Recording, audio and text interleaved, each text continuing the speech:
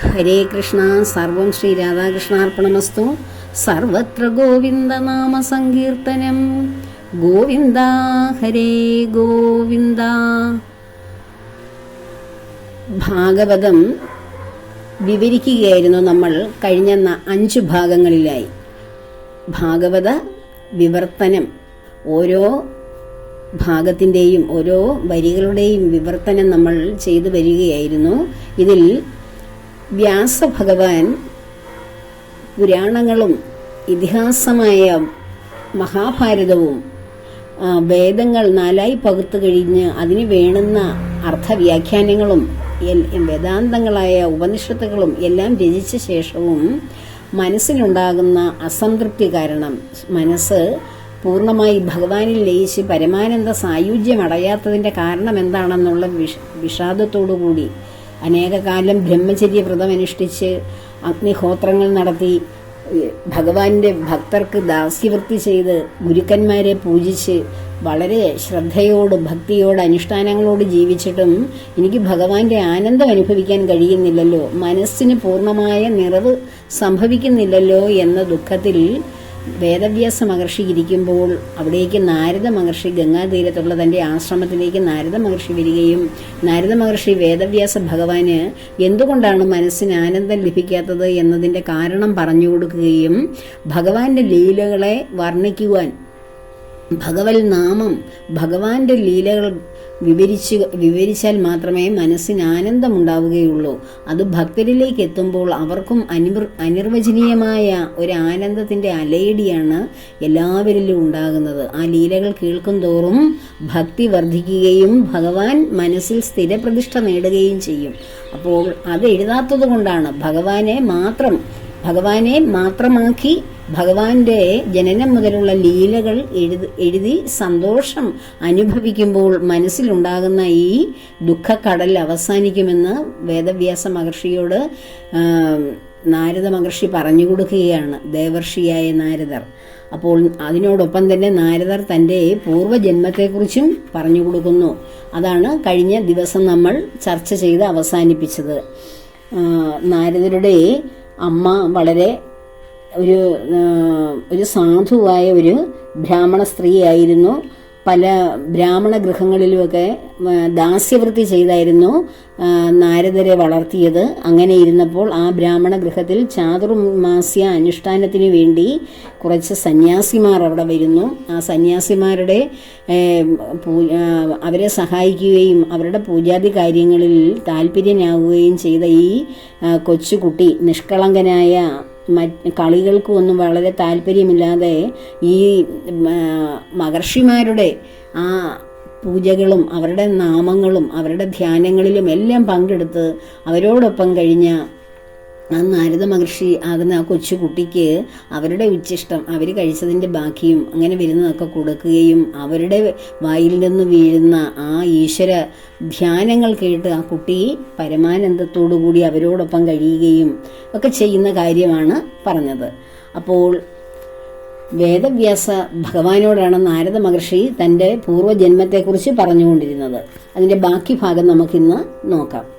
അപ്പോൾ ഉപദേശം ചെയ്ത സന്യാസിമാർ പോയ ശേഷം ബാല്യ അവസ്ഥയിലായിരുന്ന അങ്ങ് എന്താണ് പിന്നെ ചെയ്തത്? ബാക്കിയുള്ള ആയുഷ്കാലം എങ്ങനെയാണ് അങ്ങ് കഴിച്ചു കൂട്ടിയത്? അവസാനം ശരീരം അങ്ങ് ഉപേക്ഷിച്ചത് എങ്ങനെയാണ്?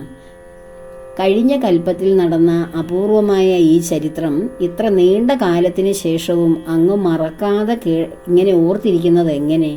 ഇപ്രകാരമുള്ള വ്യാസ മഹർഷിയുടെ ചോദ്യങ്ങൾക്ക് നാരദ മഹർഷി മറുപടി പറയുകയാണ്. സന്യാസിമാർ പോയി കഴിഞ്ഞ ശേഷം ഞാൻ കുറച്ച് മാസങ്ങൾ കൂടി ആ ഗ്രാമത്തിൽ താമസിച്ചു. എൻ്റെ അമ്മയ്ക്ക് ഞാൻ ഒരു മകൻ മാത്രമായിരുന്നു. അമ്മയ്ക്ക് എന്നെ വളരെ വാത്സല്യമായിരുന്നു. എനിക്ക് നല്ല ആഹാരം തരണം, എന്നെ നല്ല വസ്ത്രങ്ങളും ആഭരണങ്ങളും അണിയിക്കണം, പഠിപ്പിച്ച് വലിയ ആളാക്കണം. ഇങ്ങനെ അമ്മയ്ക്ക് എന്നെപ്പറ്റി പല ആഗ്രഹങ്ങളും ഉണ്ടായിരുന്നു. ദാസ്യവേല കൊണ്ട് ഉപജീവനം കഴിച്ചു വന്നിരുന്ന ആ പാവം സ്ത്രീയുടെ ആഗ്രഹങ്ങൾ എങ്ങനെ സഫലമാവാനാണ്? എല്ലാവരും ഈശ്വരൻ്റെ കയ്യിലെ വെറും കളിപ്പാവകളാണെന്നും ഈശ്വരേച്ഛ അനുസരിച്ചേ എന്തും നടക്കൂ എന്നും എൻ്റെ അമ്മയ്ക്ക് അറിഞ്ഞുകൂടായിരുന്നു. അങ്ങനെ നാരദ മഹർഷി കുട്ടിയായിരുന്നപ്പോൾ അതെങ്ങനെ മനസ്സിലാക്കി? ആ മഹർഷി വര്യന്മാരുമായിട്ടുള്ള സത്സംഗത്തിലൂടെയാണ് കുട്ടിയായ നാരദൻ അത് മനസ്സിലായത്. പക്ഷേ അമ്മയ്ക്കോ അങ്ങനെ ഒരു സത്സംഗവും ഉണ്ടായില്ല, അമ്മയ്ക്ക് ജ്ഞാനം ഉദിക്കുകയും ചെയ്തില്ല. അങ്ങനെ കുറച്ച് ദിവസങ്ങൾ കഴിഞ്ഞപ്പോൾ ഒരു ദിവസം സന്ധ്യയ്ക്ക് അമ്മ പശുവിനെ കറക്കാൻ പോവുകയായിരുന്നു. വഴിയിൽ കിടന്ന ഒരു പാമ്പിനെ അമ്മ അറിയാതെ ചവിട്ടി. പാമ്പ് അമ്മയെ കടിച്ചു. അമ്മ ഉടനെ തന്നെ വീണു മരിക്കുകയും ചെയ്തു. നാരദ മഹർഷി തൻ്റെ ജീവിതം പറയുകയാണ് വേദവ്യാസ മഹർഷിയോട്. ഭക്തന്മാർക്ക് നന്മയെ മാത്രം നൽകുന്ന ഭഗവാന്റെ അനുഗ്രഹമായിട്ടാണ് ഞാൻ അമ്മയുടെ മരണത്തെ കണ്ടത്. എൻ്റെ അവസാനത്തെ ബന്ധവും അങ്ങനെ അറ്റുപോയി. ആ ഗ്രാമത്തിൽ നിന്ന് ഞാൻ വടക്കോട്ട് യാത്രയായി. കണ്ടോ, ആരാണോ ഭഗവാനെ ആഗ്രഹിക്കുവാൻ അല്ലെ ഭഗവാനിൽ എത്തുവാൻ ആഗ്രഹിക്കുന്നത്, അവർക്ക് തടസ്സമായി നിൽക്കുന്ന എല്ലാറ്റിനെയും ഭഗവാൻ ഒഴിവാക്കും. നാരദർക്ക് ആ സത്യം അറിയാം. അതുകൊണ്ടാണ് തനിക്ക് ഏക ആശ്രയമായിരുന്ന അമ്മ പാമ്പ് കടിയേറ്റു മരിച്ചിട്ടും അമ്മ ആ മരണപ്പെട്ടതിൽ നാരദർക്ക് വിഷമം തോന്നിയില്ല. എൻ്റെ അവസാനത്തെ ബന്ധമായിരുന്നു അമ്മ, ആ ഒരു ബന്ധവും അറ്റുപോയല്ലോ എന്ന സന്തോഷത്തിലാണ് നാരദ മഹർഷി പിന്നെ സത്യം അന്വേഷിച്ച് ഭഗവാനെ കൂടുതൽ അറിയുവാൻ വേണ്ടി വടക്കേക്ക് യാത്ര ആരംഭിക്കുകയാണ്. ഇതാണ് സത്യത്തിൽ നമുക്ക് ഓരോരുത്തർക്കും വേണ്ടത്. നമ്മുടെ ജീവിതത്തിൽ നമുക്ക് ഏറ്റവും പ്രിയമുള്ളവർ നഷ്ടപ്പെടുമ്പോൾ നമ്മൾ അതിനെ ചൊല്ലി വിലപിക്കുകയല്ല. എനിക്ക് ഏറ്റവും പ്രിയമായിരുന്നത്, ഏറ്റവും ബന്ധമുണ്ടായിരുന്നത് കൊണ്ടാണ്, മനസ്സ് അതിലേക്ക് ഏറ്റവും അടുത്തിരിക്കുന്നത് കൊണ്ടാണ്, നമ്മളെ ഭഗവാൻ ശ്രദ്ധിക്കാൻ തുടങ്ങിയത് കൊണ്ടാണ് നമുക്ക് ഏറ്റവും പ്രിയമുള്ളത്, ഭൂമിയിൽ ഏറ്റവും പ്രിയമുണ്ടെന്ന് പറഞ്ഞാൽ എന്നായാലും അതിനെ നഷ്ടപ്പെട്ടേ മതിയാവൂ. അപ്പോൾ അത് നഷ്ടപ്പെടുമ്പോൾ അത് ഭഗവാനിലേക്ക് അടുക്കുവാനുള്ള ഒരു മാർഗമായിട്ടാണ് നാം ഓരോരുത്തരും കാണേണ്ടത്. അല്ലാതെ നഷ്ടപ്പെട്ടതിനെ ചൊല്ലി വിഷമിക്കുകയും അവിടെ വെച്ച് ജീവിതം തീരും, ഇനി ഞാൻ എന്ത് ചെയ്യും എന്ന് ചോദിക്കുകയും അല്ല ചെയ്യേണ്ടത്. അങ്ങനെയൊന്നും ചിന്തിക്കരുത്. കാരണം ഏതെങ്കിലും ഒരു വ്യക്തിയിലല്ല നമ്മുടെ ജീവിതം ഭഗവാൻ ചിട്ടപ്പെടുത്തി വെച്ചിരിക്കുന്നത്, ഭഗവാനാണ് നമ്മളെ എല്ലാവരെയും, ആ നഷ്ടപ്പെട്ട വ്യക്തിയെയും നമ്മെയും എല്ലാം നിലനിർത്തിയിരുന്ന ഭഗവാനാണ്. അപ്പോൾ ഏക കാരുണികനായ ഏക ആശ്രയമായ ഭഗവാൻ മുഴുവനെ നമുക്ക് സ്നേഹം തരുവാൻ ഇങ്ങനെ നിൽക്കുമ്പോൾ നമുക്ക് നഷ്ടപ്പെട്ടതിനെ ചൊല്ലി നമ്മൾ എന്തിനാ വിഷമിക്കുന്നത്? അതിവിടെ ഭൂമിയിൽ വന്നതിന് ശേഷമുള്ള ബന്ധങ്ങളല്ലേ. എന്നാൽ എന്നേക്കും ഇവിടേക്ക് നമ്മൾ ശരീരം എടുക്കുന്നതിന് മുമ്പും എന്നേക്കും മുന്നേ നമുക്ക് പരിചയമുണ്ടായിരുന്ന, നമുക്ക് ഏക ആശ്രയമായിരുന്ന നമ്മുടെ പിതാവും സുഹൃത്തും സഹപാഠിയും നമ്മുടെ എല്ലാമായിരുന്ന ഹൃദയനാഥനാണ് നമുക്ക് വേണ്ടി കാത്തിരിക്കുന്നത്. അപ്പോൾ പിന്നെ നാം എന്തിനാണ് ഭൂമിയിലെ ചെറിയ ചെറിയ ബന്ധങ്ങൾ അറ്റുപോകുന്നതിനെ ചൊല്ലി വിഷമിക്കുന്നത് എന്ന് നാരദരുടെ ആ ജീവിതത്തിലൂടെ നമുക്ക് വെളിവാക്കി തരികയാണ് ഭഗവാൻ. ഇങ്ങനെ ഭാഗവതം എടുത്ത് സൂക്ഷ്മമായി പരിശോധിച്ചാൽ ഓരോന്നും നമ്മൾക്ക് ഭഗവാനോട് അടുക്കുവാനുള്ള, ഭഗവാനിലേക്ക് എത്തുവാനുള്ള ഓരോ ബന്ധങ്ങളും അറ്ററ്റു പോകുവാനുള്ള സാധനങ്ങളാണ് ഇതിൽ ഓരോന്നും എന്ന് നമുക്ക് വ്യക്തമായി മനസ്സിലാവും. അപ്പോൾ ഭഗവത് കഥകൾ മാത്രം ശ്രവിക്കുകയല്ല ഇതിലൂടെ ഞാൻ ഉദ്ദേശിക്കുന്നത്. ആ കഥകളുടെ തത്വം വെറുതെ ഭാഗവതം വായിച്ച് അതിൻ്റെ അർത്ഥം മനസ്സിലാക്കി പോകുന്നതിനേക്കാൾ ഉപരിയായിട്ട് ഇതിലെ ഓരോ തത്വങ്ങളും മനസ്സിലാക്കി പോകുമ്പോഴാണ് ഭാഗവത പാരായണം പൂർണ്ണമാകുകയും ഭഗവാനിലേക്കുള്ള ഭക്തി വർദ്ധിച്ച് അതൊരു സ്ഥിരമായ ഒരു ഉറപ്പായി മാറുകയും അതൊരു ആശ്രയമായി മാറുകയും ചെയ്യുന്നത്. അങ്ങനെ വടക്കേക്ക് പോയ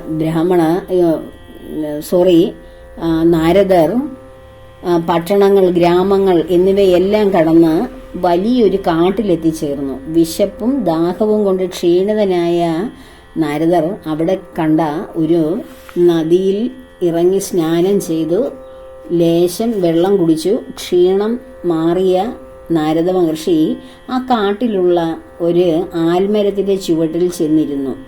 മനസ്സിനെ ഏകാഗ്രമാക്കി തീർത്ത ശേഷം ഗുരുനാഥന്മാർ ഉപദേശിച്ചു കൊടുത്തിരുന്ന ആ ധ്യാനം, ആ ഭഗവാനെ ധ്യാനിക്കാനുള്ള മന്ത്രങ്ങൾ ആരംഭിച്ചു. ഭക്തിപരവശനായി ആനന്ദ കണ്ണീരോടെ രോമാഞ്ചത്തോടുകൂടി ധ്യാനിച്ചിരിക്കുന്ന നാരദരുടെ മനസ്സിലേക്ക് സാവധാനത്തിൽ ഭഗവാൻ പ്രത്യക്ഷനായി. ഭക്തിയുടെ ആ വേലിയേറ്റം കൊണ്ട് രോമാഞ്ചകഞ്ചുകതനായ ആ നാരദരുടെ മനസ്സ് ആനന്ദ സമുദ്രത്തിൽ മുങ്ങിപ്പോയി. കുറേ നേരത്തേക്ക് ഭഗവാനെ ഒഴികെ മറ്റൊന്നിനെയും നാരദർക്ക് കാണാൻ കഴിഞ്ഞില്ല. അങ്ങനെ കുറച്ചു നേരം കഴിഞ്ഞു. നാരദരുടെ ഉള്ളിൽ പ്രകാശിച്ചിരുന്ന ഭഗവത് സ്വരൂപം മറഞ്ഞുപോയി. മനസ്സിനെ അത്യധികം ആകർഷിക്കുന്നതും ദുഃഖത്തെ നിശേഷം അകറ്റുന്നതുമായ ആ ഭഗവത് സ്വരൂപം മറഞ്ഞതോടുകൂടി നാരദർ വിഷണ്ണനായി തീർന്നു. ഇന്ദ്രിയങ്ങളും മനസ്സും അടക്കി വീണ്ടും ഭഗവാനെ ധ്യാനിച്ചു. എത്രയൊക്കെ ശ്രമിച്ചിട്ടും പിന്നീട് ഭഗവാനെ കാണാനേ നാരദർക്ക് കഴിഞ്ഞില്ല. ഏകാന്തതയിലിരുന്ന ധ്യാനനിഷ്ഠയിലൂടെ വീണ്ടും വീണ്ടും പരിശ്രമിച്ചുകൊണ്ടിരിക്കുന്ന നാരദരുടെ ദുഃഖം ശമിപ്പിക്കുവാൻ വേണ്ടി ഒരു അശരീരി വാക്ക് കേട്ടു. ഈ ജന്മത്തിൽ നിനക്ക് ഇനി എന്നെ കാണാൻ കഴിയില്ല. മനഃശുദ്ധി വേണ്ടത്ര ഇല്ലാത്ത യോഗികൾക്ക് ഞാൻ പ്രത്യക്ഷനല്ല. സൽസംഗത്തിലൂടെ പാപം നശിച്ചവനായ നിനക്ക് എന്റെ സ്വരൂപം കാണിച്ചു തന്നത് എന്നിൽ ഭക്തി ദൃഢപ്പെടാനാണ്. ഭക്തി ഉണ്ടായിക്കഴിഞ്ഞാൽ മനസ്സിന്റെ മാലിന്യങ്ങൾ, ആഗ്രഹങ്ങൾ സാവധാനത്തിൽ അലിഞ്ഞു പോകും. അല്പകാലത്തെ സത്സംഗ പ്രഭാവത്താൽ തന്നെ നിനക്ക് എന്നിൽ ഭക്തി ഉറച്ചിരുന്നു. ഈ ഭക്തി അനുനിമിഷം വർദ്ധിച്ചു വരും. ഈ ജന്മം അവസാനിച്ചാൽ നീ എന്റെ പാർഷദനായി തീരും. എന്നിൽ ഉറച്ച നിന്റെ മനസ്സ് ഇനി ഒരിക്കലും എന്നെ വിട്ടു പോകില്ല. എന്റെ അനുഗ്രഹത്താൽ പ്രളയത്തിൽ പോലും നിന്റെ ഓർമ്മ നഷ്ടപ്പെടില്ല. നിന്റെ ജ്ഞാനത്തിനും ഒരു ഗ്ലാനിയും സംഭവിക്കുകയില്ല. ഇങ്ങനെ ഭഗവാൻ നാരദരെ അശരീരിയിലൂടെ, ശരീരമില്ലാത്ത ആ ശബ്ദത്തിലൂടെ അനുഗ്രഹിക്കുകയാണ് ചെയ്തത്. അപ്പോൾ മനസ്സിന് ശുദ്ധിയില്ലാതെ വന്നാൽ എന്നെ, മനോമാലിന്യങ്ങൾ നിറഞ്ഞ ആ ഒരു മനസ്സുള്ളവർക്ക് എന്നെ കാണുവാൻ സാധിക്കുകയില്ല എന്നാണ് ഭഗവാൻ നാരദർക്ക് കൊടുത്ത ഉപദേശം. മനഃശുദ്ധിയില്ലാത്ത യോഗികൾ എത്ര കാലം, അതാണ് യോഗികളായി 10,000-കണക്കിന് വർഷം തപസ്സിരുന്നാലും ആ മനസ്സിൽ നിന്നുള്ള എല്ലാ മാലിന്യങ്ങളും മാറാത്തത് കൊണ്ടാണ് ഭഗവാൻ പ്രത്യക്ഷനാകാത്തത്. അപ്പോൾ സത്സംഗത്തിലൂടെ നിനക്ക് ഭക്തി വർദ്ധിക്കുകയും മനസ്സിന്റെ മാലിന്യം ഏറെക്കുറെ മാറ്റുവാനും എന്നിൽ ഭക്തി കൊണ്ട് ഉറയ്ക്കുവാനും കഴിഞ്ഞു. ആ മഹർഷിമാരോടൊത്ത് നാരദ മഹർഷി നടന്നത് കാരണം അതാണ് സത്സംഗം എന്ന് പറയുന്നത്. സത്തുക്കളായിട്ടുള്ള മനുഷ്യരുമായിട്ട് ബന്ധപ്പെടുമ്പോൾ നമുക്ക് കിട്ടുന്ന മനസ്സിന്റെ ഉയർച്ച ഒരു അപാരമാണ്. അതേസമയം ഭോഗങ്ങളിൽ മുഴുകി ഭൗതികതയിൽ ജീവിക്കുന്ന മനുഷ്യരുമായിട്ട് നമ്മൾ ഇടപെടുമ്പോൾ നമുക്ക് കിട്ടിയ ഭക്തി ഒരു സീറോയായി താഴേക്ക് പോകും. അതുകൊണ്ടാണ് എപ്പോഴും ഭക്തരാകാൻ ആഗ്രഹിക്കുന്നവർ ഭക്തരായിട്ടുള്ള മനുഷ്യരുമായിട്ട് മനഃശുദ്ധിയിലേക്ക് വരാൻ ആഗ്രഹിക്കുന്നവരുമായി മാത്രമേ സത്സംഗങ്ങളിൽ അല്ലെങ്കിൽ ബന്ധപ്പെടുവാൻ പാടുള്ളൂ എന്ന് പറയുന്നത്. അപ്പോൾ നാരദർക്ക് തന്റെ പൂർവ്വജന്മത്തെക്കുറിച്ച് ഇപ്പോഴും ഓർമ്മയുള്ളത് പ്രളയകാലത്ത് പോലും നിന്റെ ഓർമ്മ നഷ്ടപ്പെടുകയില്ല. നീ നേടിയ ജ്ഞാനം യാതൊരു കുറവും കൂടാതെ നിന്നിൽ തന്നെ ഉണ്ടാകും. വീണ്ടും അടുത്ത ജന്മം, ഈ ജന്മം അവസാനിച്ചു കഴിഞ്ഞാൽ അടുത്ത ജന്മം നീ എന്റെ പാർഷദനായി മാറും എന്ന് അനുഗ്രഹം കൊടുക്കുകയാണ് ഭഗവാൻ അശരീരി വാക്കിലൂടെ. ഇങ്ങനെ നാരദരെ സമാധാനിപ്പിച്ചുകൊണ്ട് ആ അശരീരി വാക്ക് അവസാനിച്ചു. അങ്ങനെ എല്ലായ്പ്പോഴും നാരദരിലേക്ക് കാരുണ്യവർഷം ചൊരിഞ്ഞിരുന്ന ഭഗവാന്റെ അശരീരി കേട്ട ആ ദിക്കിലേക്ക് നോക്കി നമസ്കരിച്ച ശേഷം കാട്ടിൽ നിന്ന് നാരദർ പുറത്തു കടന്നു. അങ്ങനെ അവിടെ നിന്ന് സഞ്ചരിക്കുവാൻ തുടങ്ങി. ഭഗവാന്റെ തിരുനാമങ്ങളൊക്കെ ലജ്ജ വിട്ട് ഉച്ചത്തിൽ പ്രാർത്ഥിച്ചുകൊണ്ടാണ്. അതാണ് എപ്പോഴും നാരായണ നാരായണ എന്നിങ്ങനെ എല്ലായ്പ്പോഴും ഭഗവാന്റെ നാമം ലജ്ജ വിട്ട് ഉച്ചത്തിലാണ് നാരദര് വിളിക്കുന്നത് ഭഗവാനെ. അതാണ് നമ്മൾ എപ്പോഴും നാരദരെന്ന് ഓർക്കുമ്പോൾ തന്നെ നാരായണ എന്നുള്ള നാമമല്ലേ നാം ഓർക്കുന്നത്. അങ്ങനെ മംഗളകരങ്ങളായിട്ടുള്ള ദിവ്യലീലകളെ, ഭഗവാന്റെ ലീലകളെ സ്മരിച്ചുകൊണ്ടും സന്തുഷ്ടനായി യാതൊരുവിധ ആഗ്രഹമില്ലാത്തവനായി ഭൂമിയിൽ ചുറ്റി സഞ്ചരിച്ചുകൊണ്ട് നാരദർ നടന്നു.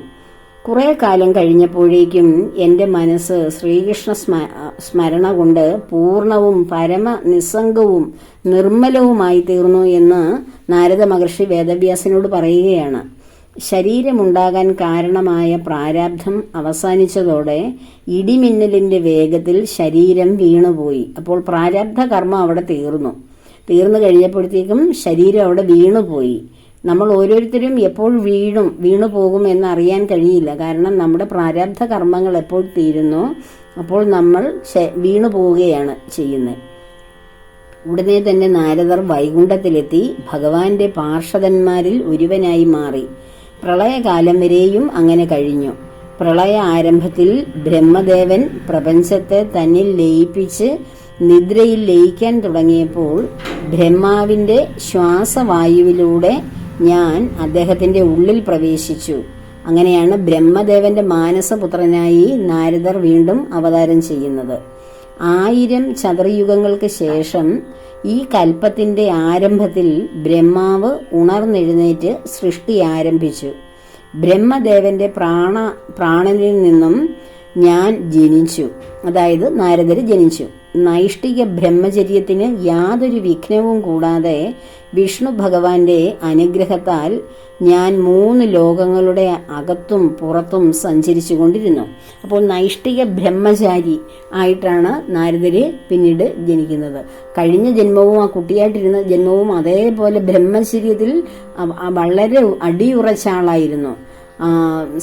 സനകാദികളായിട്ട് എങ്ങനെ നൈഷ്ഠിക ബ്രഹ്മചര്യ അനുഷ്ഠിച്ച് ഭഗവാന്റെ ആ ഒരു പ്രഭാവത്തിൽ ഭഗവാനായി മാറാം എന്ന് നമുക്ക് ഭഗവാൻ സനകാദികളിലൂടെ കാണിച്ചു തന്നതാണ്. അതുപോലെ തന്നെ നാരദരും നമ്മൾ ഈ ഭക്തിയുടെ അല്ലെ മനസ്സിന്റെ ശുദ്ധിയുടെ ഭഗവാനെ ലഭിക്കുവാൻ വേണ്ടുന്ന ഏറ്റവും വലിയൊരു ക്വാളിറ്റിയാണ് ബ്രഹ്മചര്യം എന്ന് പറയുന്ന അവസ്ഥ. ആ അവസ്ഥയിൽ തുടരുന്ന ഏതൊരു വ്യക്തിയുണ്ടോ അവർക്ക് ഭഗവാന്റെ അനുഗ്രഹം, ഭഗവാന്റെ ആ സ്നേഹം, ഭഗവാന്റെ എല്ലാവിധത്തിലുള്ള കാരുണ്യവും വളരെ ശക്തമായി ലഭിക്കും. അത് വളരെ ഈ നാരദ മഹർഷിയിലൂടെയും സനകാദികളിലൂടെയൊക്കെ അവരെന്നും മനസ്സുകൊണ്ട് അവരെ എന്നും ഭഗവാനെ പോലെ ചെറുപ്പം കിശോര ഭാവത്തിലിരിക്കുകയും ചെയ്യും. അപ്പോൾ ആ വിഷ്ണു ഭഗവാന്റെ അനുഗ്രഹത്താൽ 3 ലോകങ്ങളുടെ അകത്തും പുറത്തും നാരദർക്ക് സഞ്ചരിക്കാനുള്ള അനുഗ്രഹവും കിട്ടി. സപ്തസ്വരങ്ങളെ തന്നെത്താൻ പുറപ്പെടുവിക്കുന്ന ഈ വീണ ഭഗവാൻ എനിക്ക് തന്നതാണ് എന്ന് വ്യാസഭഗവാനോട് ആ വീണ കാട്ടിക്കൊടുത്തുകൊണ്ട് പറയുകയാണ്. ഇതിന്റെ ശ്രുതിക്കനുസരിച്ച് ഭഗവത് കഥകളെ ഗാനം ചെയ്തുകൊണ്ട് ഞാൻ ലോകങ്ങളിൽ സഞ്ചരിക്കുകയാണ്. അവിടുത്തെ ലീലകളെ ഞാൻ കീർത്തിക്കാൻ ആരംഭിക്കുമ്പോഴും ഭഗവാൻ ഓടി വന്ന് എൻ്റെ ഹൃദയത്തിൽ എനിക്ക് ദർശനം തന്നുകൊണ്ടിരിക്കുന്നു. അപ്പോൾ ഭഗവാന്റെ ഏതൊരു കീർത്തനം ആലപിക്കാൻ തുടങ്ങുമ്പോഴും ഏതൊരു നാമം ഉച്ചരിക്കാൻ തുടങ്ങുമ്പോഴും ഭഗവാൻ ഓടി വന്ന് എൻ്റെ ഹൃദയത്തിൽ വന്ന് എനിക്ക് ദർശനം തന്നുകൊണ്ടിരിക്കുന്നു.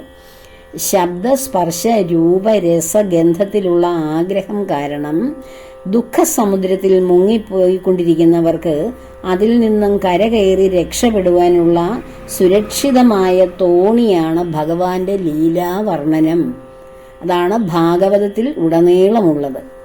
ഭഗവത് ഭക്തി കൊണ്ട് കർമ്മവാസനകൾ നശിച്ച് മനസ്സടങ്ങുന്ന അത്ര വേഗത്തിൽ യമം നിയമം മുതലായ യോഗമാർഗത്തിലൂടെ ശ്രമിച്ചാൽ പോലും നമുക്ക് ഈ ഭഗവാന്റെ ലീലാവർണ്ണനത്തിലൂടെ അത് കേട്ടുകൊണ്ടുള്ള ഭക്തിയിലൂടെ കർമ്മവാസനകൾ നശിക്കുന്ന ആ ഒരു വേഗത യമനിയമങ്ങൾ പാലിച്ചാൽ പോലും നമുക്ക് കിട്ടുകയില്ല എന്നാണ് നാരദർ പറയുന്നത്.